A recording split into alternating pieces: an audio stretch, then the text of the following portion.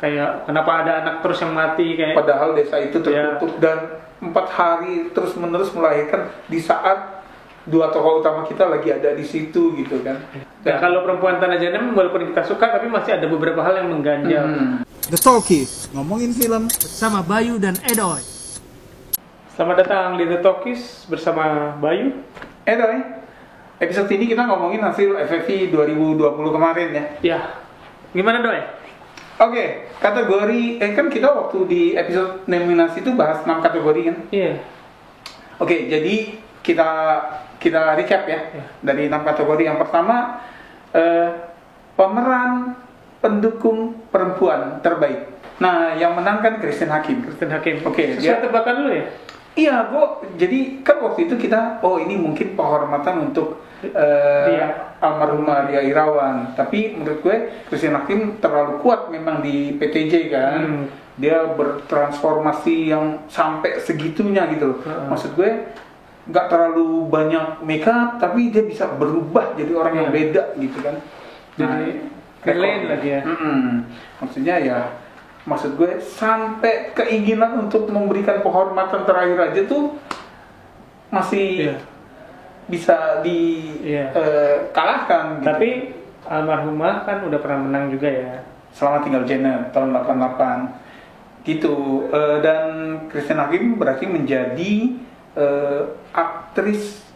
aktor dan aktris ya, pemeran sebetulnya. Pemeran yang Piala Citra terbanyak 9. Wow. Gitu. Tapi itu bukan rekor, Bay. Masih ada rekor lagi kalau untuk pemenang terbanyak. Ya kayak kameramen ya. No, Idris Hardi 11. Oh iya. Oke, jadi gitu ya. Christine Hakim yang menang. Gue memang waktu itu ngejagoin dia. Lu waktu itu ngejagoin siapa? Kalau pribadi gue milih Marissa Anita. Cuman untuk pemenang ya Irawan. Next. Pemeran pendukung pria terbaik ini kita punya jagoan, tapi yang menang sesuai dengan dugaan juga sih. Iya. Karena Ade Firman Hakim yang menang di film Ratu Ilmu Hitam. Nah itu almarhum dan kita menduga juga panitia akan memberikan piala ini untuk menghormati, walaupun bukan artinya dia nggak layak gitu ya. Tapi memang ini udah waktunya dia rising star. Dan kalau lihat reaksi dari yang hadir itu memang kayaknya dia orang baik, dia orang yang bakatnya sebetulnya masih akan bisa tumbuh besar lagi ya, Bay. Gitu. Ada Firman Hakim di Ratu Ilmu Hitam. Lu jagoannya siapa? Jagoan kita adalah ini. Kiki Narendra nih, it's about time sih, Bay ya. Dia maksudnya udah mulai diakui banget dan aktingnya emang asik ya di film Perempuan Tanah Jahanam nih. Polos-polos jahatnya tuh menyeramkan. Next adalah sutradara terbaik. Pemenangnya Joko Anwar di Perempuan Tanah Jahanam. Ini berarti kemenangan kedua. Pertama A Copy of My Mind 2015. Nah, gimana nih kalau menurut lo? Yang layak, maksud gue gini, ini memang filmnya sutradara kan. Perempuan Tanah Jahanam nih filmnya Joko Anwar gitu kan. Nah, gue memang waktu itu kan menyampaikan beberapa keberatan gue terhadap film ini. Karena dia merangkap menjadi penulis, maka ada beberapa kelemahan di Perempuan Tanah Jahanam yang gue bebankan ke dia juga gitu sebagai sutradara, yaitu pertama itu ya, endingnya too much, yet too easy gitu ya. Tapi memang tidak bisa dipungkiri ya, maksudnya ini kan film dia gitu ya, film yang ketika lo nonton tuh kayaknya lo gak mungkin ada orang lain yang bikin kayak gini gitu ya. Dan salah satu yang membuat gue suka sama filmnya Joko Anwar adalah ketika lo nonton, lo ngelihat sesuatu yang beda dari film Indonesia yang lain, berasa gitu bedanya gitu. Nah itu jadi, dan kalau menurut gue memang yang paling kuat itu selain Yosef Angginun ya, kita belum nonton nih. Nah kan kita waktu itu perkirakan kayaknya Angginun yang menang. Tapi sampai saat ini memang belum ditayangkan ya. Sampai kita syuting ini belum ditayangkan, tapi kita 10 Desember baru main. Gue suka film Perempuan Tanah Jahanam. Tapi emang tadinya gue nggak berpikir bahwa ini film terbaik Joko buat gue, sehingga apakah layak atau enggak. Tapi terus kemudian ada kabar film Perempuan Tanah Jahanam dikirim ke Oscar, itu yang membuat kayaknya udahlah ya. Next pemeran utama pria terbaik yang menang adalah Gunawan Marianto di film The Science of Fiction, Hiruk Alkisah gitu. Nah ini juga mengulang seperti tahun lalu ya, Bayi Muhammad Khan ya. Ya dari sisi kanan, sayap kanan menyalip ya. Jadi dark horse gitulah ya. Di antara nomini lain yang lebih punya nama ya, ini ada Kuda Hitam dan dia menang. Walaupun belum nonton perannya dia di situ. Iya. Nah kalau yang dari setahu gue ini selain pengulangan dari seperti reprise-nya Muhammad Khan, ini juga sekaligus reprise-nya aktris terbaik tahun lalu, Raihanun. Karena tokoh yang diperankan Gunawan Marianto di film ini tanpa dialog, baik. Oh iya, mirip ya? Ya, gitu loh. Jadi mungkin tantangannya lebih berat. Oke. The Science of Fiction, nah kemenangan ini membuat gue makin penasaran sih sama filmnya ya. Iya, karena kita menduga kan, walaupun belum nonton ya kita berdua, tapi kita menduga kalau film itu bisa bernyanyi nih di FFI kali ini, karena memang film festival ya, festival seperti yang tahun lalu Garin. Ya, tahun-tahun sebelumnya itu biasanya film art house kan. Ya, art house tuh Night Bus segala macam. Orang aja sekarang kalau ditanya film terbaik 2017 lupa tuh. Ada film Night Bus. Kategori pemeran utama perempuan terbaik yang menang adalah Laura Basuki. Ini juga kita kan kemarin juga udah bilang. Ya, ini sepertinya tahun Laura Basuki. Walaupun kalau gue favorit gue adalah Jessica Mila gitu kan. Tapi kan Laura Basuki udah menang di mana-mana, termasuk di Jogja Netpack tahun lalu, di mana kategori acting itu cuma satu dan dia yang menang gitu kan.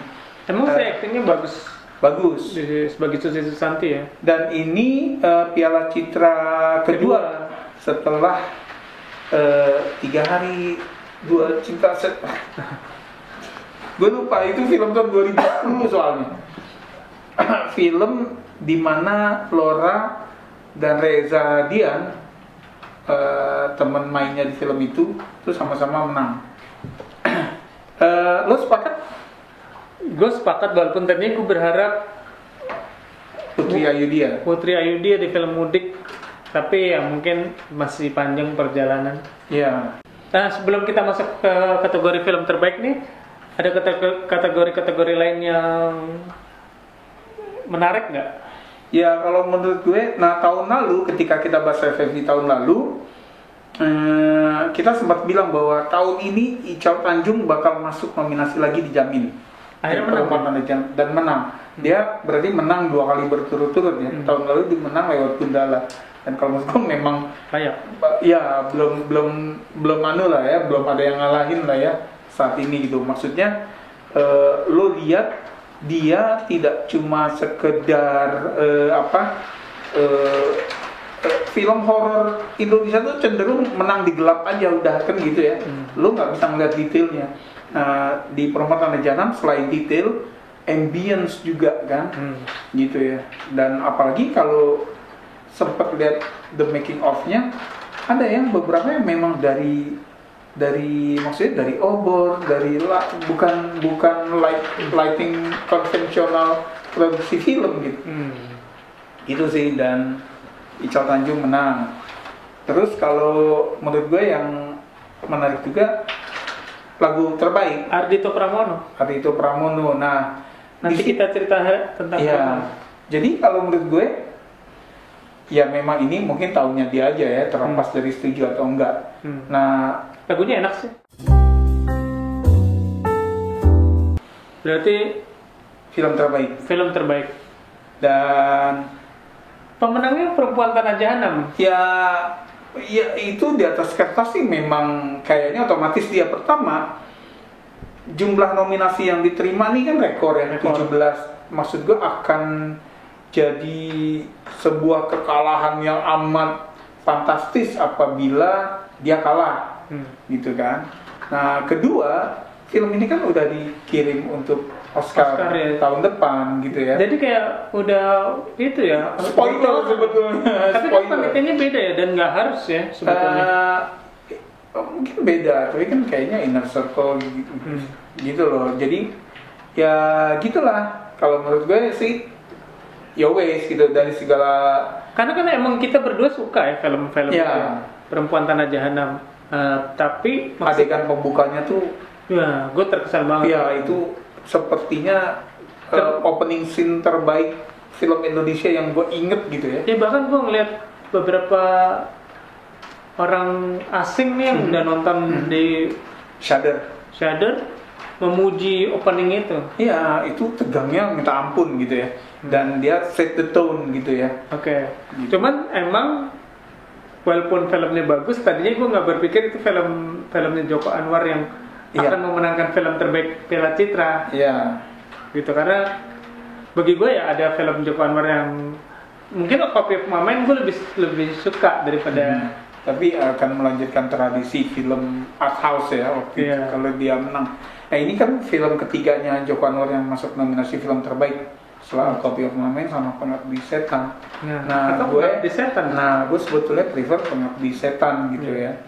Tapi ya udah, ini memang film yang kuat gitu kan, film yang kuat on its own gitu ya, gitu, terlepas dari gue seperti mengulang terus gitu segala kelemahan yang memang menurut gue agak terlalu sulit untuk gue abaikan sih. Rush endingnya sih kalau gue, jadi udah perfect, tapi kalau bagi gue rush endingnya. Kalau lo kan masih banyak keberatan yang bisa gue maafkan sebenarnya keberatan. Gue setuju itu sebagai keberatan kayak kenapa ada anak terus yang mati kayak. Padahal desa itu tertutup dan 4 hari terus menerus melahirkan di saat 2 tokoh utama kita lagi ada di situ gitu kan. Jadi faktor kebetulannya terlalu kuat untuk diabaikan. Tapi ini kan film dapat review bagus, box office gitu ya. Maksud gue menggembirakan ketika film mainstream bisa menang gitu, baik. Iya. Gitu ya. Walaupun berharapnya tahun lalu ya film mainstream bisa menang. 2 Garis Biru. Untuk 2 Garis Biru karena itu kita suka banget filmnya. Dan kalau Perempuan Tanah Jahanam walaupun kita suka tapi masih ada beberapa hal yang mengganjal. Mudah-mudahan dengan publikasi ini ya, maksudnya Joko Anwar dia memang punya nama di luar gitu. Walaupun punya nama di luar di berbagai festival. Jadi mudah-mudahan delegasi Indonesia tahun depan di Oscar oke lah, nggak usah muluk-muluk nominasi tapi bisa masuk shortlist aja gitu ya. Itu rekor. Makin dikit yang ikut kan? Iya, karena pandemi. Oke, gitu aja episode hasil FFI 2020. Ya, kalian yang ada komentar mungkin bisa nulis di kolom komen. Setuju apa enggak sama pilihan tahun ini? Gitu kan. Mudah-mudahan di tengah pandemi tahun depan pesertanya lebih banyak sih Mbak ya. Biar kayak tahun lalu gitu. Tahun lalu tuh yang asik banget tahun lalu ya. Gitu. Oke, sampai ketemu di episode berikutnya. Salam.